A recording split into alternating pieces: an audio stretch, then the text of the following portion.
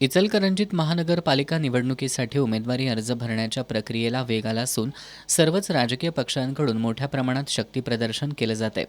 महात्मा गांधी पुतळ्याजवळ असलेल्या जुन्या नगरपालिका इमारतीत आज प्रभाग क्रमांक 8, 9, 13 आणि 16 मधील उमेदवारांनी अर्ज दाखल करण्यासाठी मोठ्या संख्येनं गर्दी केली होती.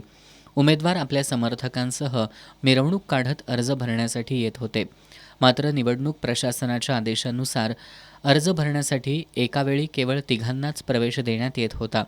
उमेदवारांसोबत आलेल्या कार्यकर्त्यांना आत प्रवेश नाकारल्यानं काही काळ तणावाचं वातावरण तयार झालं. यावेळी पोलीस आणि कार्यकर्त्यांमध्ये शाब्दिक वाद झाला. कार्यकर्ते मोठ्या संख्येनं प्रवेशद्वाराजवळ जमल्यानं वातावरण अधिकच तापलं होतं. याची माहिती मिळताच वरिष्ठ पोलीस अधिकाऱ्यांनी घटनास्थळी धाव घेत हस्तक्षेप केला. त्यांनी उमेदवार आणि त्यांच्या समर्थकांना समज देत शांतता राखण्याचं आवाहन केलं. त्यानंतर परिस्थिती नियंत्रणात आली आणि अर्ज भरण्याची प्रक्रिया सुरळीतपणे सुरू ठेवण्यात आली.